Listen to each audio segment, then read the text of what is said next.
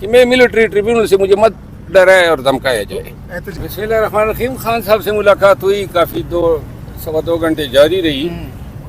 اس دوران توشاخانہ 2 میں ٹرائل جو ہو رہے تھے اس میں بھی میں نے بطور وکیل پارٹیسپیٹ کیا.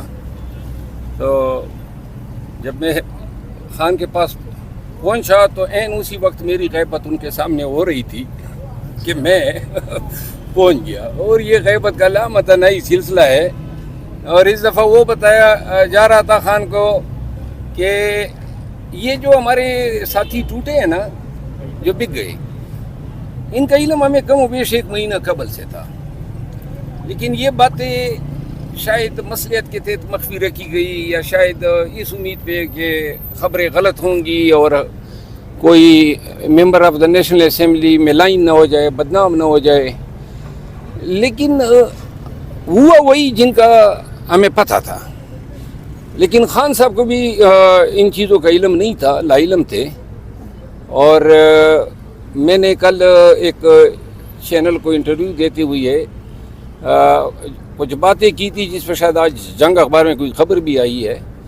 تو ان کو جواز بنا کے کہا گیا تھا, خان صاحب کو بتایا جا رہا تھا. تو میں نے خان صاحب کو کہا, میں نے کہا میں تو تھک گیا ہوں, یہ بجائے اس کے کہ کوئی میاں صاحب کے کبوتر کا ذکر کرے, میرا ہی انہوں نے جو ہیں مسلسل ساری توپوں کا رخ میری طرف ہوتا ہے. تو پھر آج خان صاحب سے تفصیلی بات ہوئی, سلمان اکرم راجہ صاحب, بیرسٹر گور صاحب اور یہ دیگر تمام ساتھی موجود تھے. تو میں نے خان صاحب کو 2 ٹوک الفاظ میں کہا کہ احتجاج میں مجھ سے کوئی کام نہیں لیا جا رہا ہے, اور احتجاج کا جو یہ انداز ہے وہ مطلب ہے کہ کوئی میں مطمئن نہیں ہوں, کیونکہ یہ اصل معنوں میں صحیح احتجاج اس طرح نہیں ہوتے ہیں. اب احتجاج ہم اس نہج پہ, اس مقام پہ پہنچے ہیں جہاں ایک ہی احتجاج ہونا چاہیے. آپ کشتیاں جلا کے جائیں, 2 ٹوک انداز میں آپ کا موقف ہو کہ اب احتجاج ہوگا, ڈی چوک پہ ہوگا, دھرنا ہوگا, چاہے وہ 10 دن چلے یا 100 دن چلے. لیکن یہ آپ نے نیت بنانی ہے کہ اب ہم نے ڈی چوک پہ دھرنا دے کے خان کی رہائی کے لیے, فری خان نہ ہو. یہ بھی میں نے خان کو کہا کہ ہمارا فی الوقت 1 پوائنٹ ایجنڈا ہونا چاہیے. اور بہت سی باتوں سے خان صاحب نے اتفاق کیا. ماضی میں بھی کر جاتے ہیں, احکامات بھی دے جاتے ہیں, لیکن بعد میں ان پہ عمل درآمد نہیں ہوتا ہے. میں نے خان صاحب کو مثال دی, میں نے کہا کہ 22 اگست کو جب جلسہ تھا تو اس سے پہلے ہم نے میڈیا پہ بڑے بلند بانگ دعوے آپ سب کے سامنے کیے کہ اگر جلسہ نہیں ہوا تو جو ہیں چوڑیاں پہنا دے, یہ وہ. اب اگر ہمیں پتہ ہوتا کہ مؤخر ہونا ہے تو ہم یہ باتیں کس طرح کرتے, لیکن چونکہ ان بورڈ ہی نہیں تھے. میں نے کہا آئندہ اگر کوئی احتجاج ہوگا اور ہم ایسے بلند بانگ دعوے کرتے ہی نہیں ہیں جو پورے نہ کر سکے, لہذا پھر جو بعد میں ہم نے ویڈیوز وغیرہ بنائی, ہم نے کوئی ایسے دعوے نہیں کیے, کیونکہ محتاط ہو گئے, چیزیں ہماری ہاتھ میں نہیں ہوتی ہے تو اوپر سے کیا دعوے کر سکتے ہیں. خان نے آج اتفاق کیا کہ احتجاج کی. اور دوسرا میں نے علی امین خان کے حوالے سے بتایا, میں نے مشال بیٹی ہوئی تھی, میں نے کہا کہ بے شک اس کا بڑا اچھا کردار ہے, بڑی اچھی اس نے ڈیلیور کیا ہے, اس کے بیانات بڑے اعلیٰ ہیں, اور پھر احتجاج میں جو کردار ہیں وہ اکلوت علی امین خان کا ہے. لہذا خان صاحب نے ایک بات کہی جو خان صاحب کی رائے تھی کہ علی امین اگر ڈی چوک میں جو گرفتاری سے بچنے کے لیے انہوں نے جو کوششیں کی, شاید گرفتار ہونے کی صورت میں یہ بات انتظامیہ کے گلے پڑتی.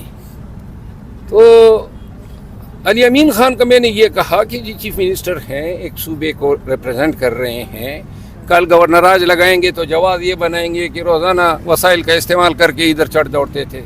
میں نے کہا اس کو ہم بیک اپ میں رکھ سکتے ہیں, ہمیشہ انہوں نے سپورٹ کیا ہے, لیکن میں اس کا قائل نہیں ہوں کہ علی امین خان جو ہیں ہم اس کو کنفرنٹیشن پہ لے جائیں.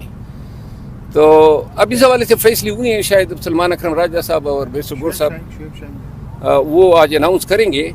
لیکن یہ اتفاق ہوا ہے کہ احتجاج کمیٹی کو احتجاج حوالے ہوگا, جس میں خان صاحب نے میاں اسلم صاحب کا نام بتایا کہ ان کو بھی رکھیں, علی امین خان کو بھی رکھیں, سلمان اکرم راجہ صاحب بھی ہوں گے, بیرسٹر گور صاحب بھی ہوں گے, میں بھی ہوں گا, اور 1-2. لیکن یہ ہماری کوشش ہوگی کہ انتہائی چھوٹی کمیٹی ہو بجائے اس کے ہم اس کو کور کمیٹی بنا دیں. اچھا ابھی آپ نے کہا کہ آپ جب اندر گئے تو وہاں پہ آپ کے خلاف باتیں ہو رہی تھی, ایسا کیا آپ نے رات کو کہا تھا جو کہ جواز بنا کر آپ کی گفتگو؟ میں نے کچھ کہوں یا نہ کہوں, باتیں تو پھر کرتے ہیں نا, وہ بائی ڈیفالٹ ہو جاتی ہے. لیکن یہ ہے کہ اب خان کو بھی پتہ ہے اور مجھے بھی علم ہے, لیکن آج میں نے ذرا شور زیادہ مچایا اندر.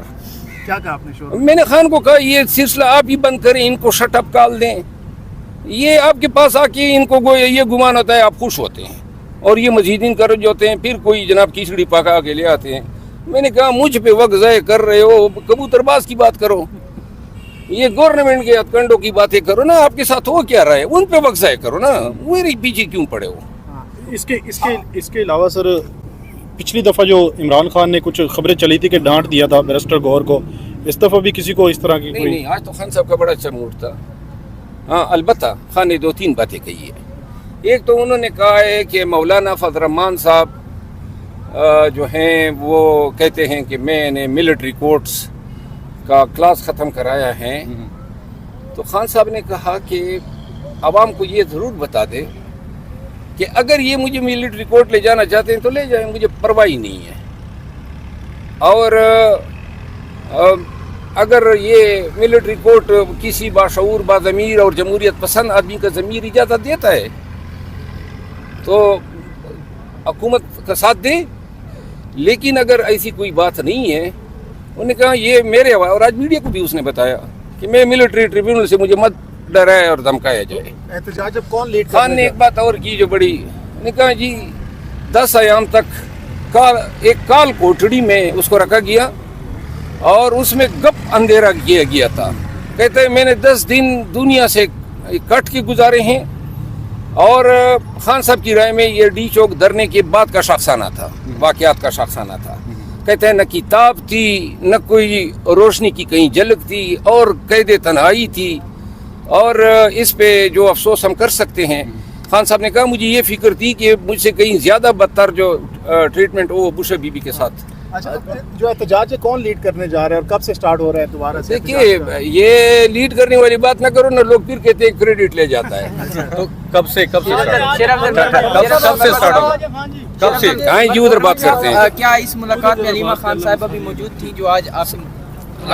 اب یہ سب موجود تھے, بی بی صاحبہ بھی تھی.